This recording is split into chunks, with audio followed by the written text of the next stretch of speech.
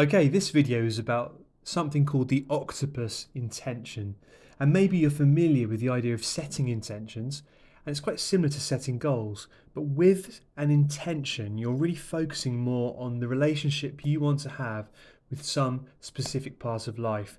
So it's not just about the outcome, it's about the kind of experience that you want to have along the way to achieving that outcome.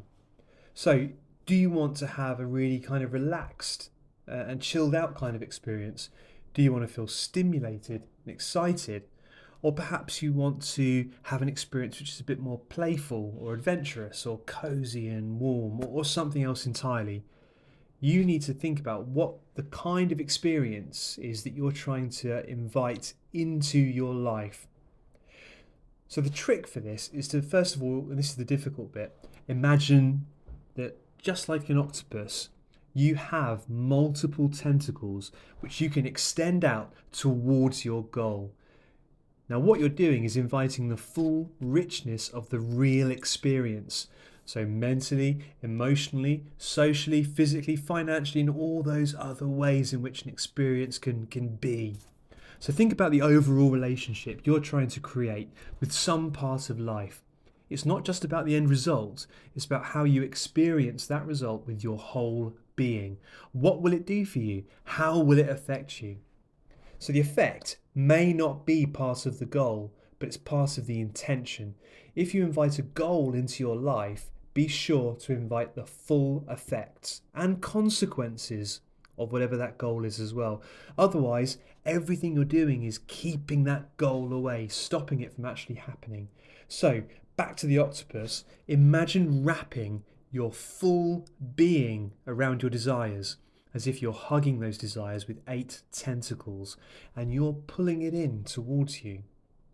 So, as a good example, I was working with a person who got really good positive results from the intention that they wanted a kind of a playful and fun and abundant relationship with money. So they weren't thinking of a particular value that they wanted to manifest.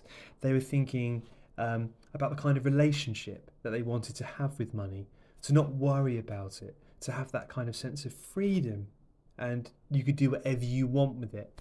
It's abundant. It doesn't matter if you want to go out and spend however much on a new set of golf clubs or a fancy new coat, whatever it happens to be, then you can do that without any worry.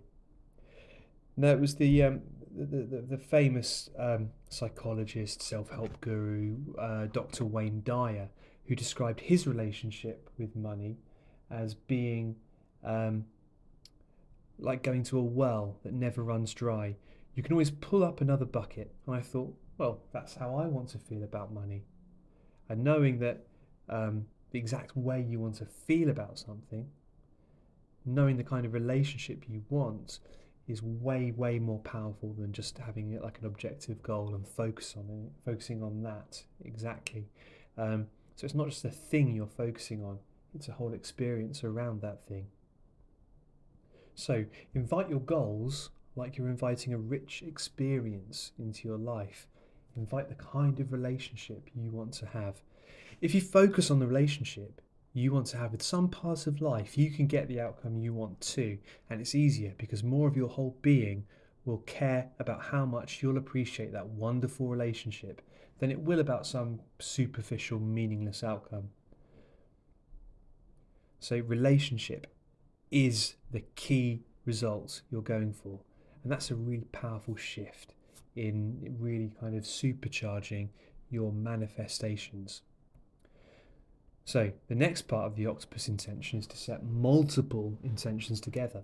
So lots of people just set one intention at a time, and that's a bit weak.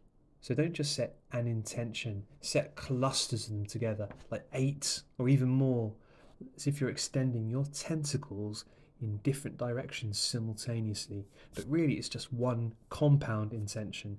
You're inviting everything in. So imagine an octopus wrapping its tentacles around a whole fish or something like that. I have no idea if octopus actually do this, but just imagine it.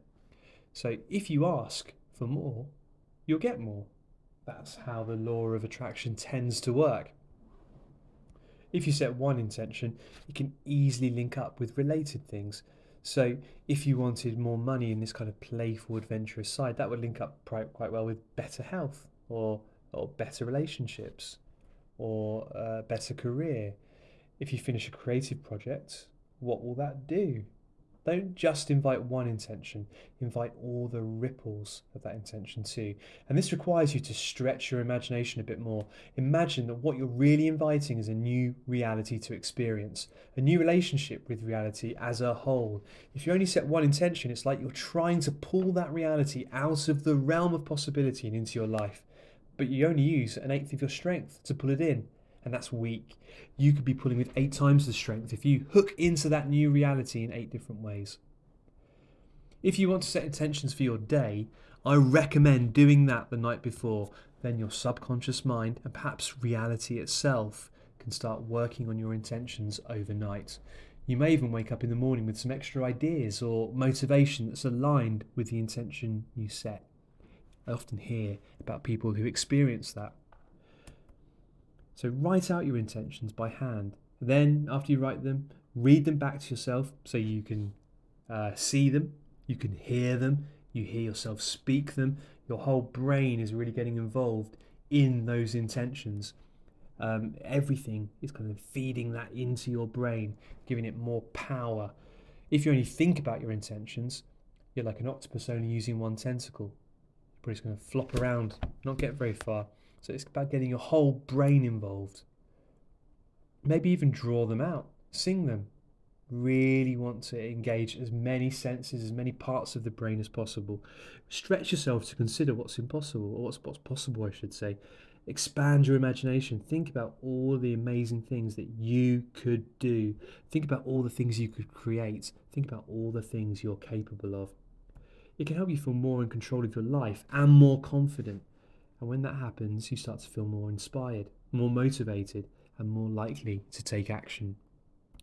Help steer your mind away as well from negative thoughts.